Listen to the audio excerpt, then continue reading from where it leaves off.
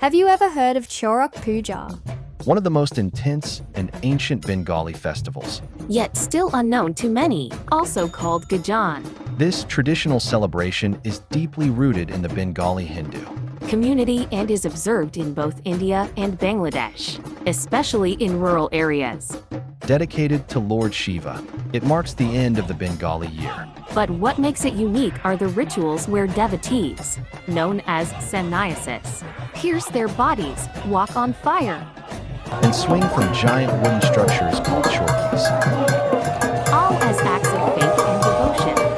This year, we witnessed this powerful celebration right here in Juri. A village in the Sylhet Division of Bangladesh. It wasn't just a festival, it was a living tradition. Drums, chants, prayers, the spirit of the village came alive. This is the soul of rural Bangladesh. This is Chorok. Experience the authentic rhythm of village life beyond the usual. Book your stay at Charubala Homestay, Bangladesh.